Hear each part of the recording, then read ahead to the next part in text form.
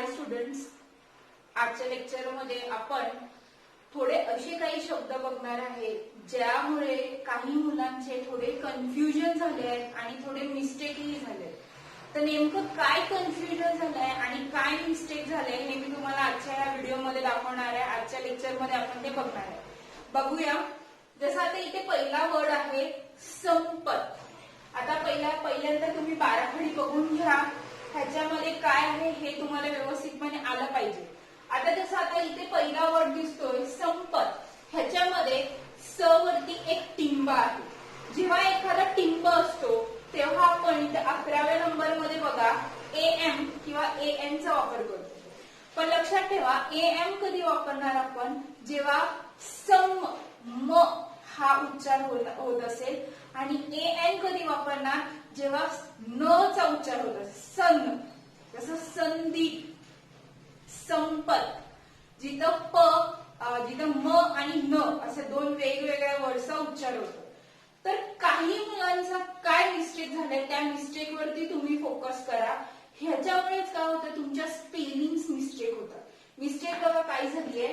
आता इथे संपत आहे, ठीक आहे.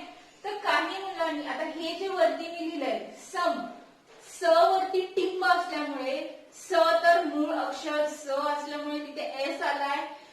पण मी जे तिथं एम जोडला आहे एम चा अर्थ काय आहे तिथं म चा उच्चार झालाय सम, एस ए एम. आणि प आहे तर तिथे फक्त पी न घेता पी ए घ्यायचंय का तो प खेचला गेलाय संपत. आणि तर काही मुलांनी एस ए एन केलंय तिथे, तर ते एस ए एन सन झालं, सनपत असं त्याचं प्रोनाउन्सिएशन होत आहे. त्यामुळे हा वर्ड रॉंग असणार. त्यामुळे उच्चार हा व्यवस्थित बघून करा. आता दुसरा वर्ड बघा संभाजी. ह्याच्यामध्ये पण पहिला वर्ड जो सम आहे त्याच्यामध्ये म चा उच्चार होतोय. त्यामुळे एस ए एम, स आहे तो मूळ शब्द एस असणार आहे. वरती जो डॉट आहे त्याला आपण एम घेणार आहे, ए एन नाही घ्यायचा, ए एम घ्यायचा. आणि भा, भ भलाकाना भा, बी एच ए भा होत आहे. आणि जी, आता बऱ्याचशा मुलांचा इथे सगळ्यात मोठा कन्फ्युजन झाला आहे की हा जो जी आहे तो दुसऱ्या वेलांटीचा जी आहे. तुमचं अगदी बरोबर आहे. ज्यांनी जे डबल ई लिहिलंय किंवा ज्यांनी जे आय लिहिलंय कुठेच तुमचं स्पेलिंग चुकली नाही. आता दुसऱ्या वेलांटीला डबल ईच आहे मूळ बघायला गेलं तर काही विद्यार्थ्यांनी जे डबल ईच लिहिलंय शेवटला जीला. पण लक्षात असू द्या इंग्लिश मध्ये बोलत असताना इंग्लिशचे जसं तुम्ही ए टू झेड हे शब्द बघितले कुठेच रिपीटेशन नाहीये, कुठे असा शब्द नाहीये जो पुन्हा रिपीट झालाय. पण मराठीमध्ये जे आपण बाराखडी बघतो त्याचे जे प्रोनाउन्सिएशन आहेत ते रिपीट झाले. जसं पहिली वेलांटी ज ची ही जीच होते आणि दुसरी वेलांटी पण जीच होते. पण पहिल्या वेलांटीत आणि दुसऱ्या वेलांटीमध्ये काय फरक आहे हे तुम्हाला सगळ्यांना माहिती असणार आहे की पहिली वेलांटी जेव्हा आपण वापरतो तेव्हा एखादा शब्द जास्त आपण खेचत नाही तेव्हा पहिल्या वेलांटीचा उपयोग करतो आणि एखादा शब्द आपण जास्त खेचतो तेव्हा आपण दुसऱ्या वेलांटीचा उच्चार करतो. आता इकडे संभाजी आहे तर सांगितल्याप्रमाणे सगळ्या विद्यार्थ्यांनी S A M B H A J double E चा वापर केला आहे. डबल ई सुद्धा तुमचं करेक्टच आहे. आणि ज्यांनी जे आय चा उपयोग केला आहे जे आय सुद्धा काय आहे करेक्टच आहे. त्यामुळे तुम्ही जे डबल ई पण वापरू शकता आणि जे आय पण वापरू शकता. पण याच्यामध्ये सगळ्यात जास्त आताच्या वेळेला वापरला गेलेला शब्द जो आहे तो आहे जे आय. त्यामुळे तुम्ही जे डबल ई आणि जे आय हे दोन्ही करेक्ट वर्ड आहेत. काही लोक जे आयचा वापर करतात तर काही जे डबल ई चा वापर करतात. पण इथं चुकले काय तर एस ए एम च्या ऐवजी पुन्हा विद्यार्थ्यांनी एस ए एन चा वापर केला. तर इथं संभाजी झालं होते, संभाजी व्हायला पाहिजे, संभाजी नव्हे. ठीक आहे. आता नेक्स्ट बघूया जितेंद्र हा वर्ड आहे. आता पुन्हा इथं ज ची पहिली वेलांटी आहे. आता जी हा ज ची पहिली वेलांटी पण जी होणार, ज ची दुसरी वेलांटी पण जी होणार. त्यामुळे तुम्ही इथं जे ई च्या ऐवजी जर तुम्ही जे आय चा जरी वापर केला तरीही करेक्ट आहे. त्याच्यामध्ये काही मिस्टेक नाही. काही लोक जे जितेंद्र असे नावाचे असतात ते काही लोक जे आय चा वापर करतात तर काही लोक जे ई चा वापर करतात. आता TEN आणि द्र DRA द्र हे पुढचे वाक्य सगळ्यांचे बरोबर आहेत. फक्त कन्फ्युजन कुठे झाला इकडे. पण इथे पण एक कन्फ्युजन तुम्ही लोकांनी केलंय. हे झालंय तेंद्र. त हा मूळ शब्द आहे म्हणून आपण तिथे टी लिहिणार आहे आणि वरती जो मात्रा आहे त्याला मात्राला ई म्हणतो आपण. तर ई आणि न चा उच्चार झालाय इथं जितेंद्र न, त्यामुळे तिथे एन घेतलाय. तर काही मुलांनी त्याच्यामध्ये ए चा वापर केला. ए हा शब्द जितेंद्र या स्पेलिंग मध्ये येत नाही. ए कुठंच उच्चारत नाहीये. त्यामुळे ए हा शब्द TAN मध्ये घ्यायचा नाहीये. तर तुम्ही जे ई च्या ऐवजी जे आय चा वापर केला, जे आय TEN DRA जितेंद्र, तरी पण करेक्ट असणार आहे. फक्त मधी एन चा वापर का नाही करायचा ते तुम्हाला सांगितलं की मधली स्पेलिंग तुमची इनकरेक्ट होणार. नेक्स्ट वर्ड बघा, तानाजी. ता TA ना NA आणि पुन्हा इथं जी चा गोंधळ केला. JIG आणि JEEG. तुम्ही JIG ही लिहू शकता आणि JEEG ही लिहू शकता.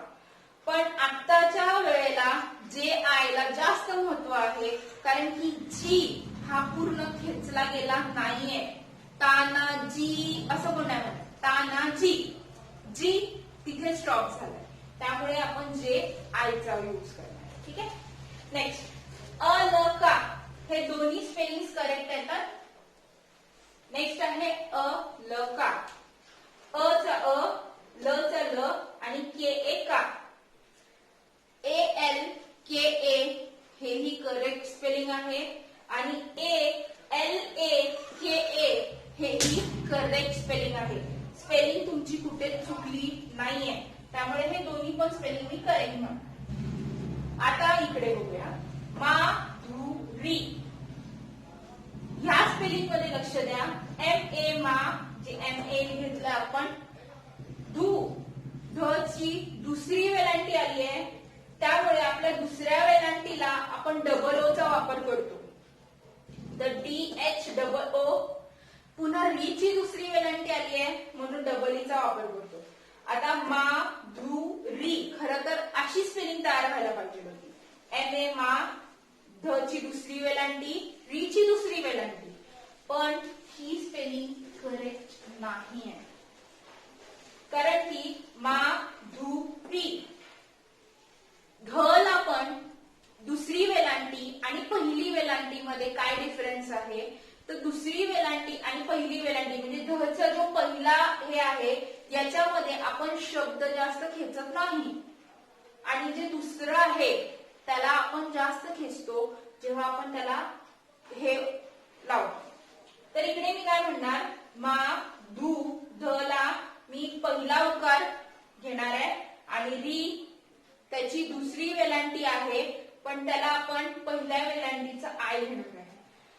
इंग्लिश मध्ये लिहित असताना काही असे बारीक सारीक शब्द आहेत जे स्टुडंट्स तुम्हाला लक्षात ठेवावं लागणार आहे. इकडे तुमचे मिस्टेक्स होण्याचे काही चान्सेस आहेत. इथे तुम्ही मिस्टेक करू शकता. इंग्लिश मीडियमच्या मुलांना इथे मिस्टेक होत नाही कारण की त्या लोकांना असं बाराखडीच्या पद्धतीने शिकवलं गेलं नसतं. मराठीमध्ये आणि इंग्लिशमध्ये हाच एक सगळ्यात मोठा फरक आहे कारण की मराठीमध्ये दोन दोन दोन दोन शब्द रिपीट आहेत. पहिली वेलांटी दुसरी वेलांटी, पहिला उकार दुसरा उकार. तर ह्या वेळेला उकारामध्ये आणि वेलांटीमध्ये थोडस तुम्हाला काळजी घ्यावी लागणार आहे की कुठे जास्त खेचलं गेलं आहे आणि कुठे कमी. ठीक आहे. ओके स्टुडंट्स, अजून काहीतरी फर्दर मिस्टेक्स आहेत ज्याच्याबद्दल आज आपण वापस बोलणार आहोत. ते मिस्टेक्स काय आहेत बघा. मधु हा शब्द आहे, ध ला दुसरा उकार आहे मधु. आता पहिला उकार आणि दुसरा उकार जो आहे, पहिला उकार 5व्या नंबरवरती बघा जिथे यू आहे, जिकडे आपण ध ला थोडक्यात बोलून सोडतो धू, आणि जिकडे ध ला आपण फार जास्त खेचतो तेव्हा आपण तिथे दुसरा उकार वापरणार आहे. लक्षात ठेवा, जे शेवटला शब्द येतात त्याला जास्त खेचत जात नाही, त्यामुळे तिकडे पहिली वेलांटी आणि दुसरी वेलांटी जे शब्द येतील किंवा पहिला उकार दुसरा उकार येतील तिथे जास्त खेचलं नाही जात, ह्याचं लक्ष ठेवायचं. बघा इकडे मधु. आता म म हे सगळ्यांना माहिती आहे. आता ध चा दुसरा उकार असल्यामुळे दुसऱ्या उकाराला डबल ओ आहे, म्हणून विद्यार्थ्यांनी MADHOO लिहिलंय. ही स्पेलिंग रॉंग आहे. तर MADHU. आता बऱ्याचशा लोकांचा असा प्रश्न आहे की मॅडम असं कसं, शेवटला तर हा दुसरा उकार आहे, त्याचा तर आपण यू घेणार आहे, डबल ओ घेणार आहे, मग तुम्ही यू कसं घेतलं. तर पहिल्या उकाराला आपण जास्त घेतलं मधु, ध म्हणणार सोडून टाकणार, जास्त खेचलं जात नाहीये, त्यामुळे DHU म्हणणार आणि तिकडे थांबणार आहे. तर ही स्पेलिंग करेक्ट आहे. आता सीमाची पण 2 स्पेलिंग झाली आहे. सी सची दुसरी वेलांटी आहे, दुसऱ्या वेलांटीला डबल ई आहे, आणि मा मा. आता इथे कन्फ्युजन झालंय की SEC घ्यायचंय का SI घ्यायचंय. SEEC हेही करेक्ट आहे, SI हेही करेक्ट आहे, त्यामुळे ह्याच्यातले हा दोन्ही स्पेलिंग तुमच्या करेक्ट होणार. राजू या स्पेलिंग मध्ये पण मिस्टेक झाली आहे. रा र ला रा हे बरोबर लिहिले सगळ्यांनी. तर ज ला दुसरा उकार आहे, तर दुसऱ्या उकारामुळे सगळ्यांनी ही स्पेलिंग लिहिली आहे JOO. पण जो जू हा शेवट शब्द आहे तो पुन्हा जास्त खेचला गेला नाहीये, त्यामुळे आपण तिथे JU चा वापर करणार आहे. तर RAJU राजू असं होणार. शैला. काही मुलांनी शैच्या जागी सई घेतलंय, स चा वापर केलाय, तिथे स नाहीये श आहे. श म्हणजे SH, आणि त्याच्यावरती जे 2 मात्रे आहेत त्याला आपण AI घेतो, म्हणून AI बरोबर आणि ला. आता एक महत्वाचा मुद्दा मला सगळ्यांना तुम्हाला सांगायचा आहे, त्याच्यावरती तुम्ही सगळ्यांनी फोकस करायचा आहे. जेव्हा ही शेवटला जो शब्द असतो, आता इथं मी आहे, तर मी शेवट शब्द आहे, समजा हा शेवट शब्द मी आहे, तर तुम्ही मी ला काय घेणार MI मी. जरी ही दुसरी वेलांटी आहे, दुसऱ्या वेलांटीला डबल ई असला तरी पहिल्या वेलांटीचाच उच्चार घ्यायचा आहे, शेवट असेल तर. आता शेवटला मू आहे, दुसरा उकार आहे, दुसऱ्या उकाराला डबल ओ आहे, तरी पण तुम्ही तिथं MU घ्यायचा आहे, पहिल्या उकाराचा शब्द. याचं कारण काय, तर शेवटचा जेव्हा शब्द येतो तो जास्त आपण खेचत नाही, तेवढंच बोलतो आणि थांबतो, त्यामुळे त्याला डबल ओ किंवा डबल ई हे लावायची गरज नाहीये. जर तुम्ही हा दुसऱ्या वेलांटीचा आहे, दुसऱ्या वेलांटीचा तर तिथे तुम्ही MEE लिहिलात, आणि हा दुसरा उकार आहे शेवटला तर तिथे तुम्ही MOO लिहिलात, तर हे तुमचं रॉंग होणार. ही गोष्ट तुम्ही माइंड मध्ये ठेवा. शेवटला जे आहे उकाराचा शब्द किंवा वेलांटीचे शब्द, त्या 2 शब्दांवरती तुमचा फोकस असला पाहिजे व्यवस्थित. ठीक आहे. तर मी आज काही असे शब्द देणार आहे पुन्हा वेलांटी आणि उकाराच्या शेवटला, तर त्याचा काळजीपूर्वक अभ्यास करायचा, आणि काही डाऊट असले तर मला ग्रुपमध्ये विचारायचं. थँक्यू.